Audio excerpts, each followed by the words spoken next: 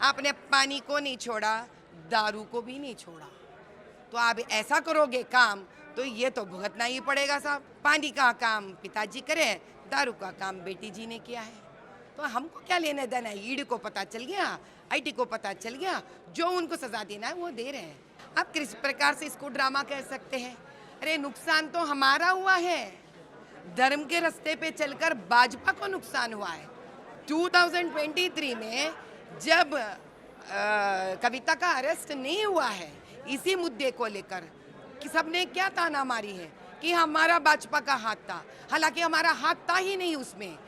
इस देश में जब जब जिसने प्रजा का पैसा खाकर अगर गलत काम करते हैं, आज ना कल धर्म अपना जवाब देकर ही रहेगा। इस गलती करने वाले चाहे स्त्री हो या पुरुष, यहाँ पे न्याय मिलने के लिए या गलती को बाहर निकालने के लिए या उनको सख्त से सख्त पनिशमेंट देने के लिए कोई जेंडर बयास नहीं, यानी औरत और पुरुष में कोई फर्क नहीं है। यहाँ पर जब स्त्री आगे बढ़कर हर मायने में अपने आप को डॉक्टर्स, इंजीनियर, पॉलिटिशियन बनना चाहती है तो स्त्री का धर्म बनता है कि वो न्याय से धर्म करें, पालन करें।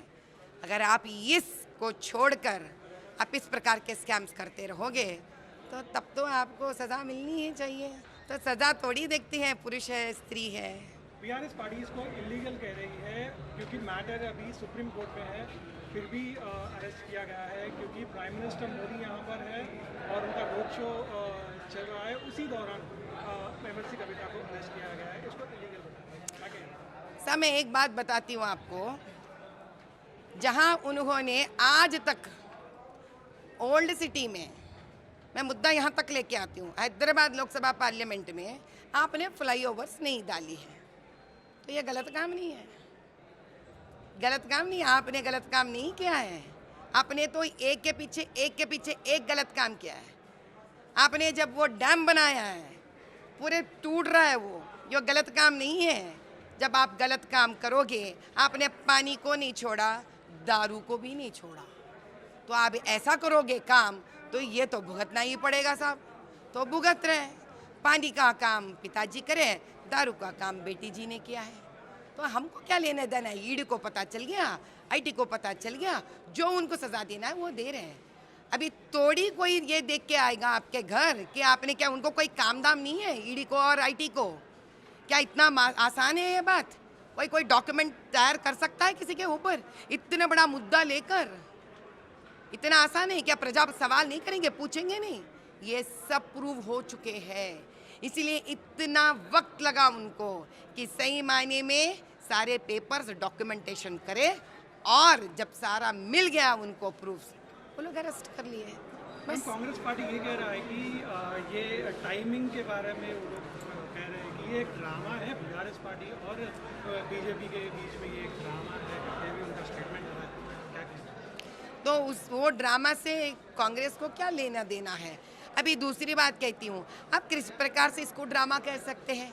अरे नुकसान तो हमारा हुआ है, धर्म के रास्ते पे चलकर भाजपा को नुकसान हुआ है।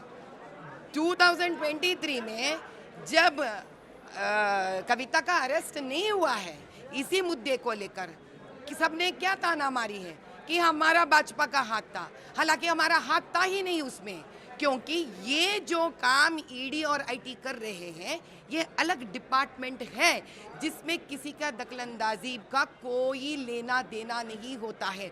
जो हमने नहीं किया है उसका ये लोग बात को बतंगड़ बने हैं। अभी उसी बात को जब आईटी वाले और ईडी वाले आकर उनका अरेस्ट करते हैं, फिर से ये लोग बोलेंगे कि ये भाजपा मिला हुआ है यहाँ पर। अरे यार कुछ तो सही बात करो, दुनिया देख रहा है आपको, दुनिया सुन रहा है आपके हर बात को। ऐसा काम करेंगे आप, विजय माल्या को भी कहाँ छोड़ा है इस दुनिया ने। इस देश में जब जब जिसने प्रजा का पैसा खाकर अगर गलत काम करते हैं, गलत रास्ते लेके आगे बढ़ना चाहते हैं, जो प्रजा का मिलने वाला धन आप गलत तरीके से कमाने की कोशिश करोगे, आज ना कल धर्म अपना जवाब देकर ही रहेगा।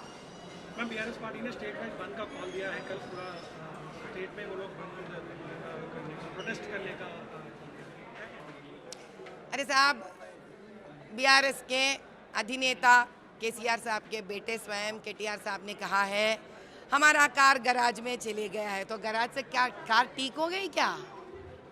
जो धरना करने निकले हैं इतनी जल्दी ठीक होने वाली नहीं है, क्योंकि इतने सारे गलतियां कर चुके हैं कि जीवन भर वो कार गैराज में ही पड़े रहेगी और कभी रिपेयर नहीं होगी है।